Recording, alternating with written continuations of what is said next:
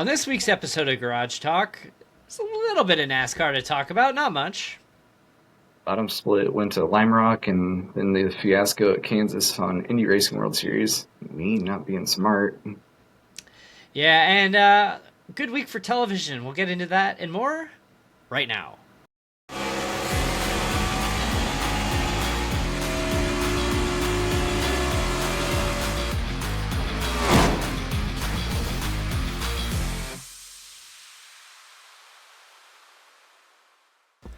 Welcome to an all-new episode of FR Racing's Garage Talk. I'm DJ Flock. Eric Richardson. And, well, we had Easter weekend last weekend, so there's no Cup Series, but we did get a O'Reilly, an interesting O'Reilly race, which I didn't watch a ton of, but there was some Either of them, trucks or the O'Reilly. Interesting moments.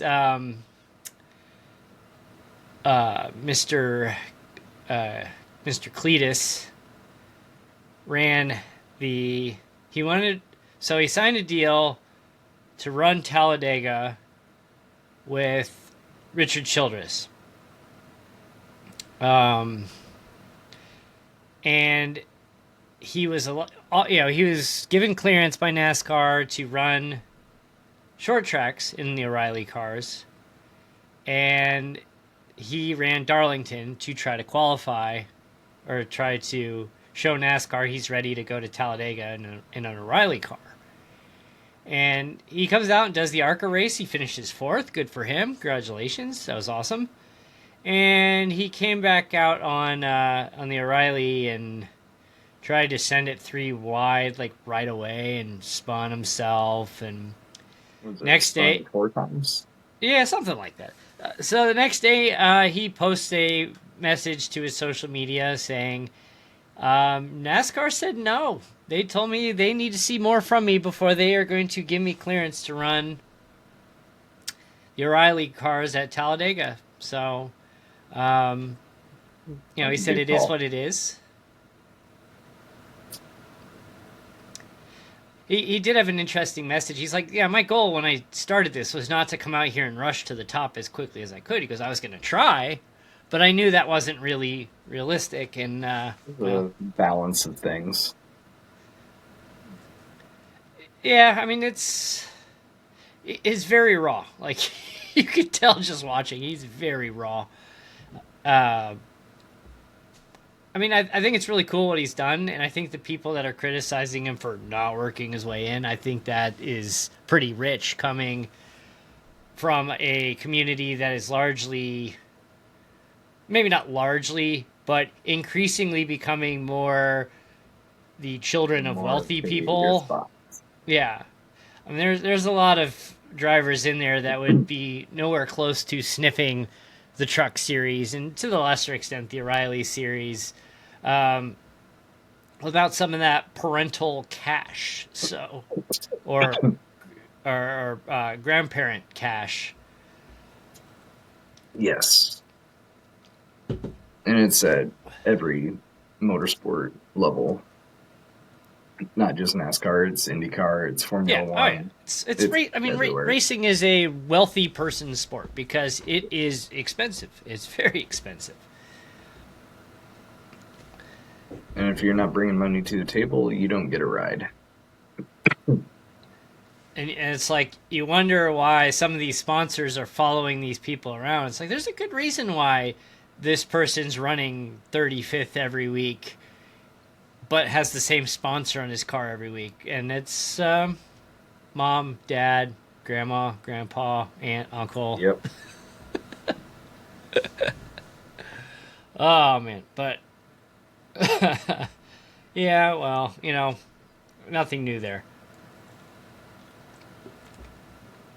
I mean, it doesn't really matter. It doesn't really matter anymore. There's always they're only there because their dad or their grandpa or whatever. I mean, that's like that in all sports. When something's around for a long time and people tend to follow their parents into that business, it's like, the thing is, like, you're not going to go and say that when it's Smith and Sons Plumbing. It's like, Bob Smith and his son Joe Smith run a plumbing, and Bob retires, leaves it to Joe. It's the family business. You don't hear, well, I mean, maybe some of the people they work with, but you don't hear people like, oh, that nepotism, that Joe Smith, he wouldn't be running his own plumbing company if it wasn't for his dad. Like, you don't hear that. Yeah. But it's the same, more or less the same thing. That was the most obscure analogy. Right now, there's no way around it. It's what it's going to be for the foreseeable future. Yeah. I mean, you look over at basketball and you're like, does Bronny James really belong on an NBA roster? No. If his name was Bronny Smith, would he be on an NBA roster? No. He would not have been drafted. He wouldn't be anywhere close to an NBA roster. He wouldn't, maybe even close to a G League roster. But is he going to work his way up and become a decent player in the league? Maybe. Maybe. Time will tell. Probably not, but maybe got a couple more years if he doesn't prove himself. When LeBron retires, he's gone. Yeah. The funny thing too is Michael Jordan had two boys go through college, and I saw one of them play. You might have been there for that. It was Illinois. Yeah, played at Illinois. Did the other one play at like UCF maybe? I don't remember. I think it was at the game that Jordan's son was at. Yeah, I remember. You were at quite a few games that year. And I didn't even go to school there. We just got you a generic-looking student section shirt and snuck you up in there. Marcus Jordan was the younger of the two. Jeffrey was Marcus Jordan. Let's see if my brain works. Yeah, Marcus Jordan, UCF, 2009 to 2012. Look at that. There you go. My brain still works. 35 years old.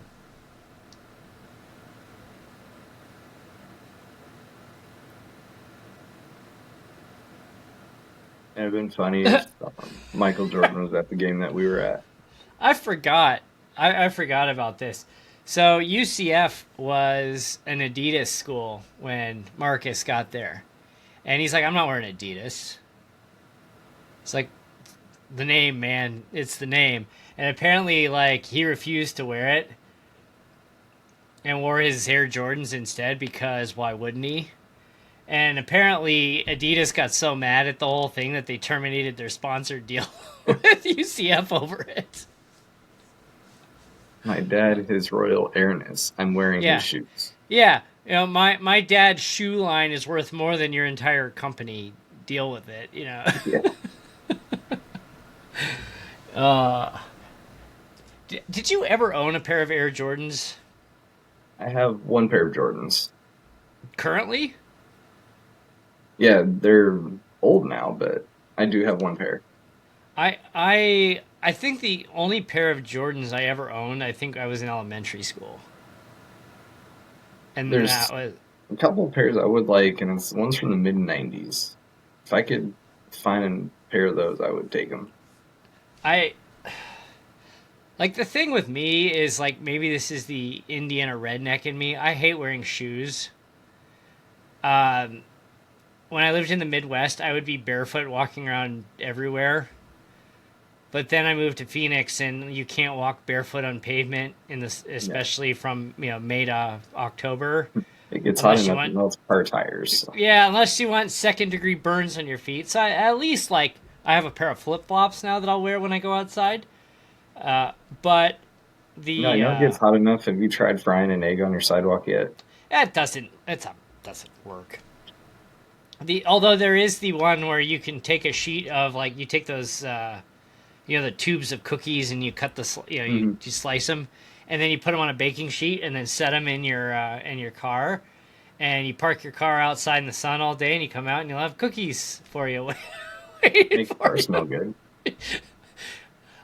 Somebody actually did that. I mean, it takes a really long time to cook, but somebody actually did that where they put a tray of those cookies on their dash and went inside and came back out and checked on them. Nice. Oh man, good stuff. Yeah, we covered all the racing stuff already, and it's Yeah, only 9 minutes. IndyCar was off. They're getting ready for Long Beach. Formula One Still just 2 doesn't weeks. race this month now. Nope. NASCAR is Nope. back at it this weekend, getting ready for Bristol. Bristol. The NASCAR social and media team continues to nail it, and this week they had their promo where they had that safety video where somebody, it's like, if you fell out of an airplane, you might think that landing in water is a safe idea, but it's not. It's actually worse. And it said, it's much safer to, and then it cuts over and it goes, land at Bristol Motor Speedway. And it cuts to clips of the cars on track. Like, well played again, NASCAR. Well played They're again. doing some good stuff. It'll be fun to see how Bristol goes, and I'm looking forward to Long Beach. That's always a fun race. That's one of those where I'm like 5.5 hour drive away, and I'm like, one of these years I'm gonna get to that. But to make up for the lack of real racing, we had some races. We did. We had 2 races this week. Took bottom split and ARCA cars to Lime Rock. Yeah, let's start there because we have to address the situation with the Indy. We'll save that for later. Bottom split. Finish. I did go back and watch that. Which one? Oh yeah, did you see that? Split. Wow, that was just a better exit out of that final turn. Man, Garrett and Scott. In fact, he made that stick too. Did you see how far Garrett chased Scott down at the start of that last lap? Yeah. I mean, he was a good second back of him. Made up that second. And I didn't see where exactly, but man. He just slowly did it over the lap. And I love that long straight at Lime Rock. If you got, I mean, that is right there, like the perfect way to end a Lime Rock Park race, where you've got 2 cars side by side, drag racing to the finish, and just banging into each other the whole way. I don't understand how people are so fast on road courses. I just don't get it. I mean, I think I'm too conservative on my braking points, and it is. It's a lot of it. I mean, I was practicing and I got myself down into the 50, like low 54s, and then I go out there on track and I'm just like, be patient, be conservative, and then I'm running like 55s. I'm like, again, I'm not doing what I practice. A couple small things, but I ran pretty much what I needed to. I hung in there. I mean, I had one little self spin where I lost like 30 seconds, then I got myself lapped because of it. It was just like one of those awkward spots where it was after turn 1 coming around, and I just self spun into the grass there, and then I had to turn myself around, and then I had to wait for traffic to go by, and lost a good 20-25 seconds or so, something like that. And the nice thing is I'm at least running them cleaner. Running cleaner, and I just got to work on running faster. And that was the same thing with me, is that outside of that one self spin, I was pretty decent throughout the night, and I was even like closing the gap on the difference, between the leaders. So it's just like, man, I can just I'm so close to just putting it all together, and I just haven't yet.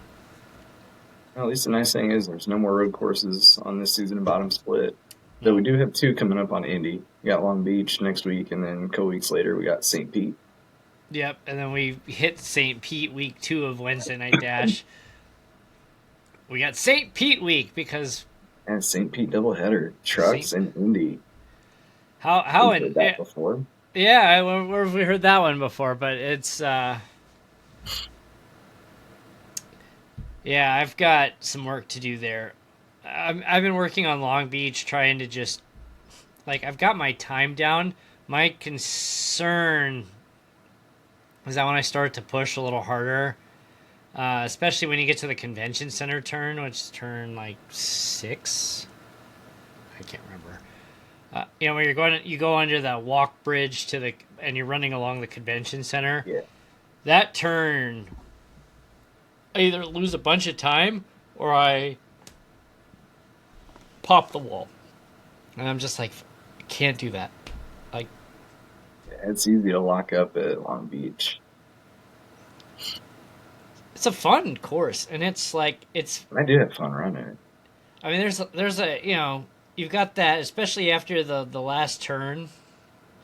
You got a nice long stretch there. You got the stretch by the convention center. You got a decent stretch. You're coming around the other side of the aquarium there. It's a lot of good opportunities to make moves on that track. And the iconic fountain turn. That's a fun spot. Yeah, that's an area I've been working. So the two areas that I focus mostly on is that the braking zone for that first turn, and then the fountain. I'm losing like a second and a half through the fountain. I've gotten the fountain down in the final turn. I'm matching pretty much there. It's the kind of bigger sweeping turns that I just get too much braking and slow down too much on. So I just got to figure out how to get through there and not put it out into the wall. Yes, in the Indy Racing World Series, we have reached the halfway point of the season. And somehow I am the points leader at the halfway mark. What? I mean, I've got 2 road courses there where I'm really going to screw myself, I'm sure.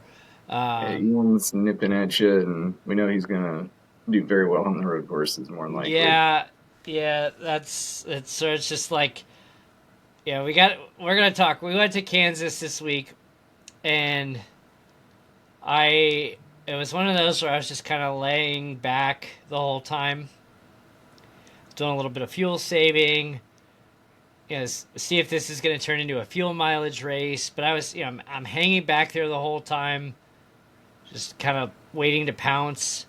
And what do we get to? About 15 to go when it got crazy? Yeah, it's kind of a war of attrition there for a long time.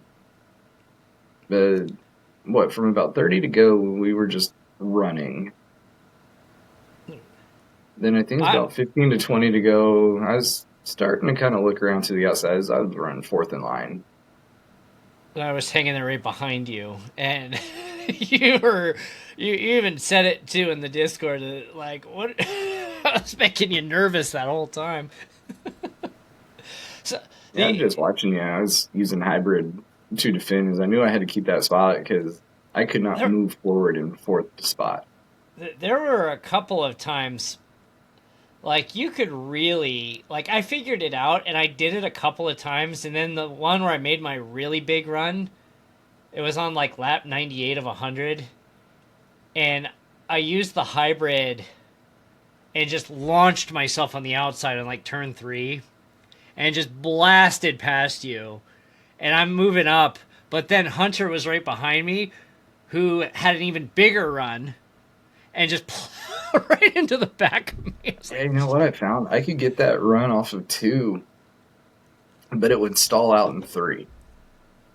I was waiting for 3 and 4. I felt really good about making a run on 3 and 4, just hanging, and then go. And let's address it. The last lap, we went to overtime, restarted, and what were you doing? Yeah, probably my dumbest move. I messaged Ian afterwards. I'm like, dude, I'm so sorry. Please forgive me. He was upset too. It was the I'm not mad, I'm disappointed version of him. And some of it's just a aggressiveness of being winless for how long now. It's like, I have a shot, I was setting it up, and there are kind of multiple things happening there. One, I should have played it smart. I ran kind of high and diamond down. And at first I thought there was going to be a gap to split him and Mike in the middle. but then that closed up real fast. Then I did see Ian start to drift up a little bit. And like, you know what? I'm going to try and shoot the inside, which then I ended up below the white line. And I should have been able to get it back, but at least watching it from my computer too, there was a good bit of net code. It looked like you, from the broadcast replay, it looked like you ran into the back of him. At least like your wing clipped him on the broadcast. I think that's what it was, but like I didn't feel that part. Then all of a sudden I just get knocked. So I should have been able. Like, I had a run and a half coming off of turn 2, and I should have let it stay up high and run it, or just been patient and waited for 3 and 4, and then try to take it to the finish. But, you know, overzealous and just a really dumb move. You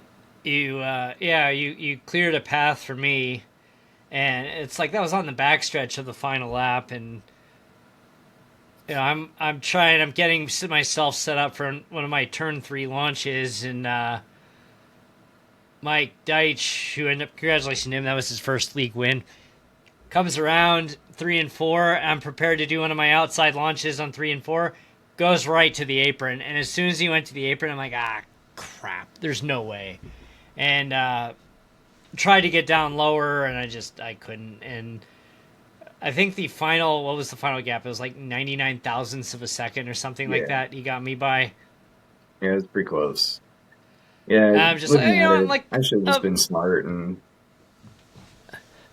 I'm just like, I'm sitting there, I'm waiting. You clear a path. I'm like, all right, let's do this. And it just didn't quite work out. But I'm like, you know what? After that, sitting towards the bottom, just kind of hanging back there and walk away P2. I'm like, you know what? I'm pretty happy with that.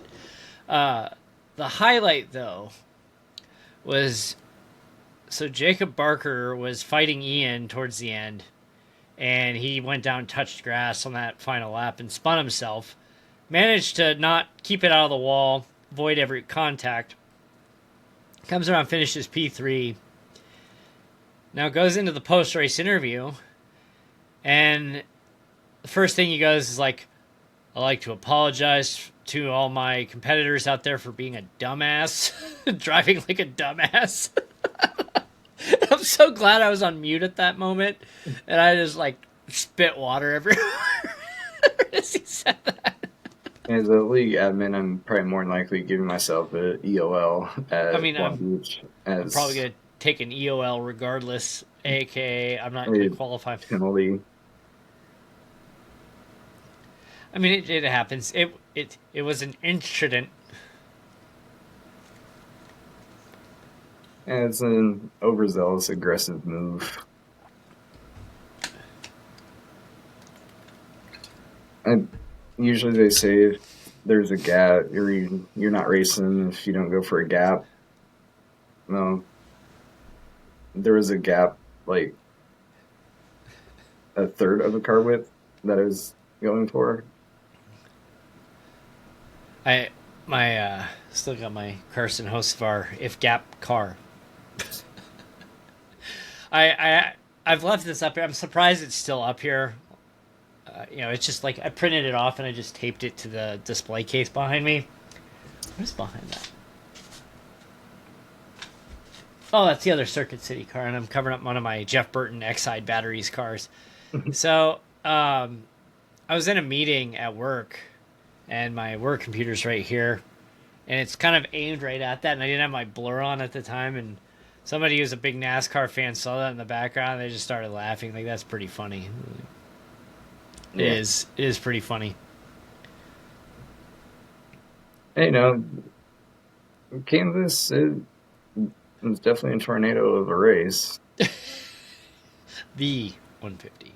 But, that was our first kind of big speedway draft track of the season.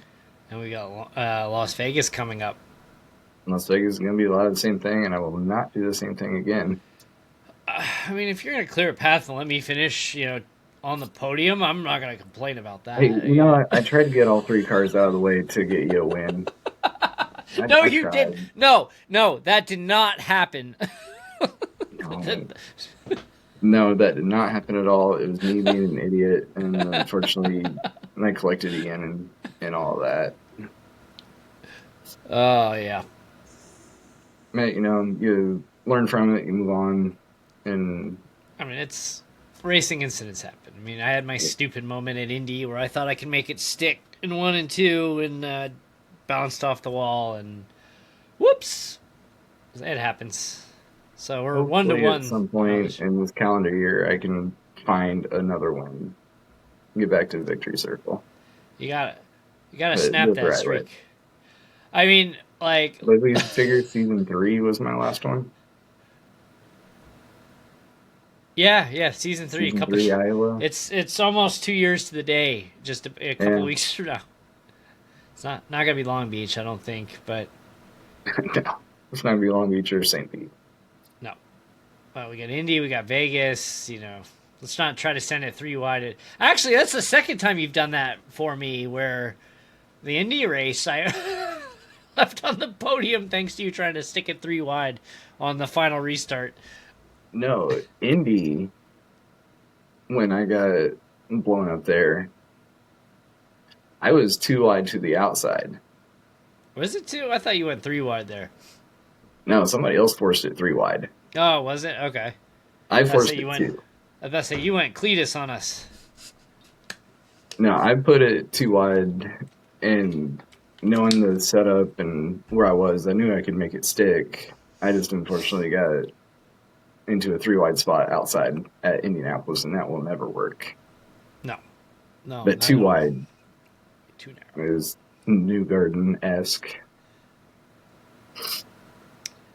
Yeah. But I was confident in that because I was going to have the art coming right up against the wall, and it was going to force the inside to have to lift a touch. So years ago in the late 90s, there was that John Elway, the helicopter where he dove over and spiraled over. I think it was either in a Super Bowl or to get to the Super Bowl and got his first down or touchdown or whatever. And then years later, it was Sage Rosenfels for the Houston Texans tried that same kind of move and just got destroyed. And the ball went flying out. And that became kind of the running joke of hey, you try to copy. Everybody, every original has its cheap imitation. Oh man, so we've got. See how Vegas goes. Indianapolis. I'm already getting people asking, "Hey, do you got space for that race?" We always have space for that race. And it is 175 miles. Not going our 250, going a little bit longer. Now that's our end of the fall thing. What we've settled on. And we go 175 here. We'll do our 250 to finish off season 8, but then we go our 250 mile to finish off this season at Michigan. So I realized we've got the side note on the Wednesday night dash schedule. We'll be in old Atlanta 2 weeks from now, and we have not put Darlington on the schedule. We have not put Bristol on the schedule. I think both of those are going to have to end up on the O'Reilly schedule in the fall. Yeah, those will be fun. So we've got basically half the schedule figured out now. We've got our it'll be Talladega for the Super Speedway. It'll be Michigan for the 2-miler. That we alternate all Auto Club in Michigan. We got Darlington. We got Bristol. Okay, maybe we have 4 out of 10. What am I missing? We'll get a road course in there. Yeah. I'm talking about for the O'Reilly series, right? Yeah, right. Yeah. I thought I had 5 figured out. Whatever. Yeah, we'll be looking at it. It's funny. I've got people poking me oh, what do you I'm going to guess the schedule. I'm like, you can guess all you want. I have nothing on paper yet. It's just going to be a blind guess. Yeah. Come out at Woodworks and put Twin Ring in there. I think that would be a lot of fun. Put a stock That car could be race. fun. And the thing is, I looked at that. There's no fixed setup for it. I didn't say I don't think they have it set up for it. They don't. And for St. Pete, for the trucks, there's no fixed setup. So I think we're going to have to settle on Long Beach. I mean, that's probably the closest thing to it. Should be okay. Yeah, I'll have to do some testing. Or there's another. There's Sonoma. We opened it up. Yeah, so You couldn't use like a setup for that track for the truck, but you could use any of the fixed setups. What did Then we it's do like for... on the honor code. Yeah, what did we do? Or we called it like open fixed or something like that. Or fixed open. I know we were like using Watkins Glen, something like that, something like the Sonoma. There was something else. There were a few different setups that people were running. We had a interesting competition committee discussion today that I haven't read the full. I haven't actually read the full changelog for this this week's update with iRacing, but apparently now. Let's see what he said. And some light engine upgrades on one of the cars. It said hosted sessions can now select an engine power percentage from 90 to 110%. Before it was 90 to 100%. So I think we're going to do a little... we haven't done one of these in a while. In FR Racing's Labs. I can't remember when the last time we had a Labs. It's been a little bit now. It's been a while. It's probably since a new ARCA car. Yeah, that's probably our last Labs. That was a good race, too. That's fun. Well, and that's our bottom split's going to finish the season at Charlotte under the lights. That one I'm actually looking forward to. I'll probably get taken out on lap 4, though. We're going to have a big field for Wednesday Night Dash in the trucks this season. Like, we could have, 25 people regularly attending. Like, That's wild if we do. I announced 5 new drivers. I mean, I'm sure we're going to lose 1 or 2. We always do. But I announced 5 new drivers yesterday. 2 of the 5 have been in the series before and are returning. Besides field, we almost need to look at race control. It's getting to that point, yeah.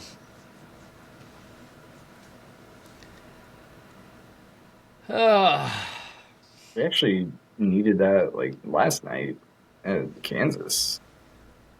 Yeah, I don't know what the hell that was. Oh, I know what it was. It was we were told to wait for the pace car, and Jacob Barker blew past everybody, and it was coming around. It was almost gonna lap the field, and then got black flagged for passing the pace car. And we cleared it, and then it just screwed everything up, and we had to throw a second caution out there to reset everything. So, all right, I got the patch notes open. I still need to reset the stream deck, and now adding a +1 lap under caution. Yeah. It'll be a needed button.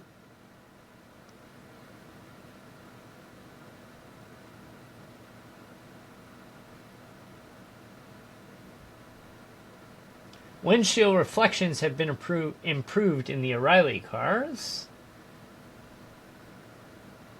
We've been at it for a while, but we're still figuring things out and making adjustments.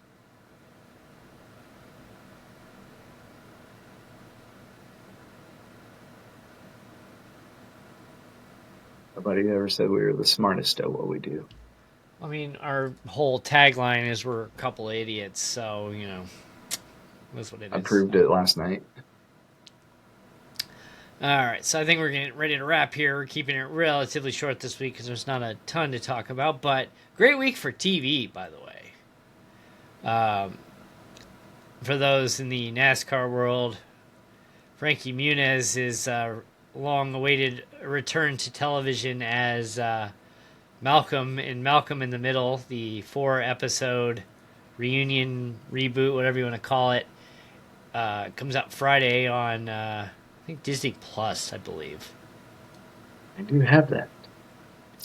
So I'm looking forward. I've said it a couple times before on the show. I really loved that show as a kid. It was so good. I've only watched a few episodes over the years.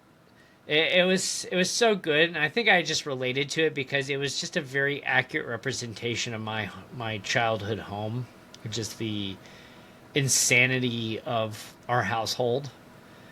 Uh, as you know firsthand. I spent enough time over there. Yeah, I know. If it wasn't my mom yelling, it was my brothers fighting. It's just it's about right. But it's funny, like Jane Kasmerick and Bryan Cranston and Frankie have been doing the press tours this week and doing uh, all the different shows. And I watched today the Hot Ones versus where they have like the questions, and if they don't answer it, they have to eat a hot wing. And it was Frankie versus Bryan Cranston, and it's just the banter between the two of them. It was almost like they really were father and son. It was it was so good. I watched it was like a whole 18-minute video. I watched the whole thing. It was so good. I'm like, Oh, man. even if the reboot isn't good, I think it will be. But even if it isn't good, I'm okay with that. I'm still gonna watch it. I'm sure it'll bring back some nostalgia and funny things. And it's like, oh, I remember that episode. The best part, Jane Kasmerick admitted that she would the stuff she did on the show. She goes, "I would never agree to do something that I wouldn't do in real life." I'm like, "There's some pretty crazy stuff you did on that show." There was one scene that they keep showing over and over again where this woman dings her door in a parking lot, and she has like this old beat up car, and the woman's in a BMW, so she dings the lady back when she wouldn't apologize for it, and it turns into this thing where they're just banging into each other's doors and they're crashing into each other in the parking lot. It turns into this whole thing, and she's like sitting at home afterwards. She's like, "It just got away from me." It's like, "I had my one, you've had your hundreds." Yelling at the kids. Still the kids' fault. But... Oh, and The Boys is back for their that came out on the 8th today. So first two episodes are out. I need to watch that, and then we will be I think concluding that series in May. Maybe this weekend I'll be able to catch up on some shows. We'll see. It's like there's been a lot of reboots over the years in recent years, and some of it's been it's like, okay, this is just straight nostalgia digging. This wasn't necessary. Some of it's been good, some of it's not. Scrubs is another one that's back right now that's been pretty good, and it's like I watched it casually, I didn't watch it seriously, but it's the reboot's been pretty good so far. I haven't seen any of that. I watched when it was originally on. I like that show. It is funny how they take like the modern spin on like how things have changed in 25 years or whatever. And Dr. Cox is in the first episode, Dr. Cox, he's doing his usual like insulting people and saying his sexist things, and 25 years ago it was just kind of blown off, and now he's got the HR person like, you can't do that. He's like, I thought I have 3 strikes. Like, yeah, and you're on strike 900. Yeah. I'll have to check into that at some point. But yeah, I'll be catching up on some TV this weekend, I think, in between Bristol races. So watching the races there, then we have a quiet week of racing. We just have Long Beach on Tuesday. Just the one. This bottom split goes every other week, and we've got a couple weeks still until Wednesday Night Dash kicks off again. Yep. I think right now my big question is, do I shift over to the Ram or stay with the Chevy? Why would you go to the Ram? I'll probably stay with Chevy. I'm buying another car.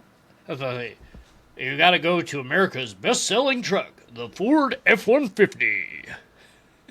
Maybe stranded on the side of the road. Best-selling truck 46 years in a row, or something like that. Well, not be getting sponsored by Ford now. Oh well. He doesn't speak for me, Ford. I'm okay. You can. That's funny. You think, hey, you're on the same team. You run the same car, right? No. Nah, I got my Ford light up there. It's he doesn't speak for me. Actually, my kids, they were talking about, like, they do the commercials for, like, the Ram, and they're like, Ram, get yourself in a Ram, 0% financing for 6 months, and doing this, like, changing the voice, and doing the voiceovers for our weekly races. I'll be sitting. This is the microphone I use. I'm sitting here and I've got my voiceover written out, and I'm like, last week at Charlotte, Dawson Buchanan ran away with it again, and doing the voiceovers, and my kids are looking at me like, how are you doing that? I'm like, I'm just changing my voice into announcer mode.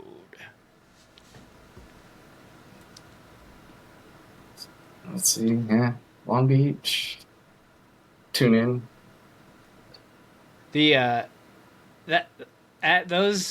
those, if you run an iRacing league that's broadcasted, putting out a 20-second trailer for your league takes almost no time at all.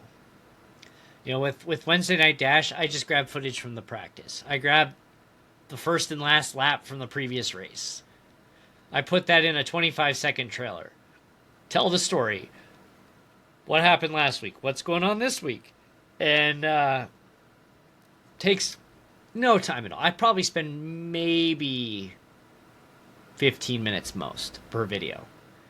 And that was what changed things. That's what you upload those on TikTok, you put them on Instagram, you put them as YouTube shorts. That's what took off. And you're getting 2,000-3,000 views on your short. You link it back to your live stream. You got more people tuning in. All of a sudden you see our views go whoop. So there you go. There's your free advice for the more day. People on social media asking about how to get into the leagues. Yeah. And it's like, I'm not putting anything.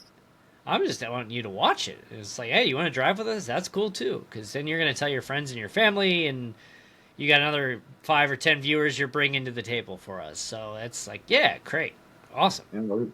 It may be slightly shameless, but you're talking about saving time and going pretty quick doing the trailers. You're saving time on results too. Oh yeah.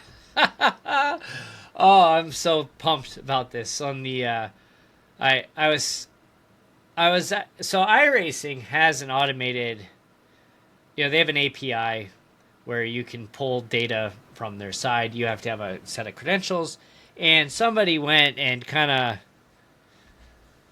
exploited that a little bit, and they closed off the automation that you can't create new accounts. And so that was kind of my next phase on the writing up on the Showtime Esports Manager. And like, that's not going to stop me. And so what I did was, I'm like, we can do this. We can just add another step here. And when you finish your race, you pull up the final results. Down in the corner, there's a button, save as a JSON file. And I coded in this week a button that I can just upload that file. It matches everybody in the league up against the results file, puts all the scores in there, puts some stats behind the scenes that we can use for later. Save. I've got my post-race stats down to 6 minutes. Used to take us, 20, 30 minutes to do everything? At least, yeah. It's like I'd have to hand type out the finishers, hand type out all the results, move people around. And now I'm just like, click, save, press a button, paste results, copy the standings, paste the standings. It's to the point now, it's like it takes so little time, I started putting the image of the top 3 into the card. And then I redesigned the our team card for this week. So what I'm doing there is I'm actually, the backgrounds are gonna be distinctively different. So there's a lot of blues in the Indy Racing World Series logo, so blue background. So Wednesday Night Dash will probably keep the black background, and then for bottom split, more of a green background. So it's going to be a little more distinctive. a little more color pop for the social media feed. So just little changes here and there. You're looking at running leagues or tournaments, and not just for iRacing, pretty much Rocket League, Fortnite, any game that you see the colleges playing or they're pretty big. We're able to support different tournament types. So, Apex Legends, League of Legends. and cool thing is you can sign up for free, run tournaments, run a league. The the best part about it is when you're done with your league season or your tournament, got everybody queued up, everything finalized. You go in and you say archive, you give it a name, moves all the results into the archive. Your roster is still set for next season.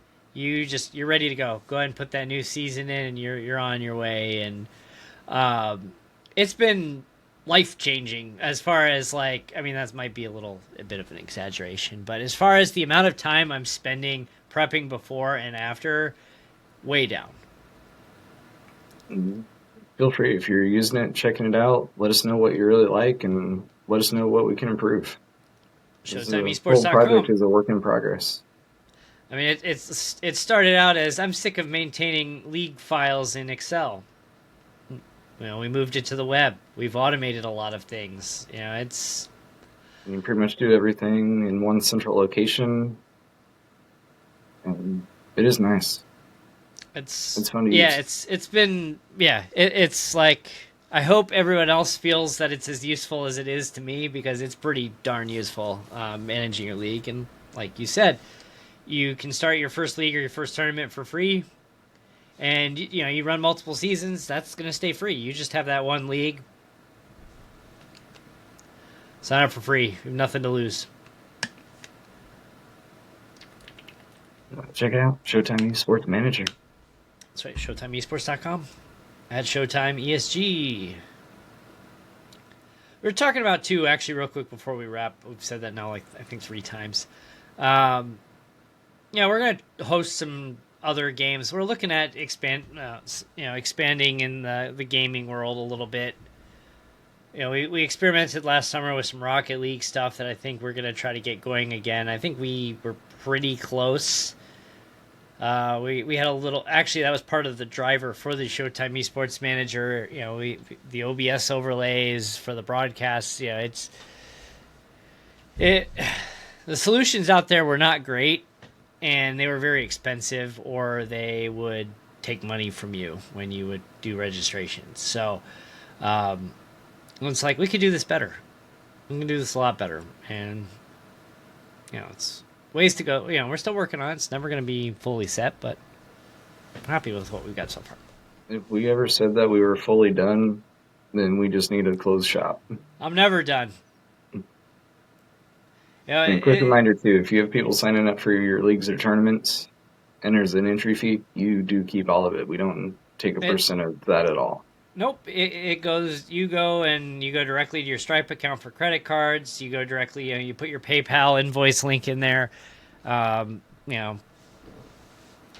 There's other places that the money will route through them first and then go to you. And they'll take a little cut off the top if you have the free account. And we don't do that. We're not, you handle your registrations. We don't see that money. It doesn't, the only thing we're doing is we're helping you. On the free accounts, you have to set up manual links, which we show you how to do. But in the paid account, you can actually set up the automation to Stripe. You make that direct link from your account to Stripe. The payment goes directly to Stripe, feeds back when people have paid for you, so you can keep track of that on your dashboard. Very useful tool. I'm very, very happy with with how it's turned out. So check it out. There you go. Shameless plug, but we're trying to make things. It's helped make our lives and time management much easier. So hopefully we can share that with y'all out there. All right. So wrapping it up for today at F4 Racing Online, f4racingonline.com. Tune in next Tuesday for the Indy Racing World Series at Long Beach and see if I can somehow maintain my points lead. Good one. think you got to win to maintain it. It's only what, like 3-4 points. It is like 3 points. Yeah. Yeah, I'm There you not. go. Tuesday night, check it out. See if DJ can I'm do just it. like everything has to go perfectly, and I will not be helping you by taking out anybody around you. Sorry.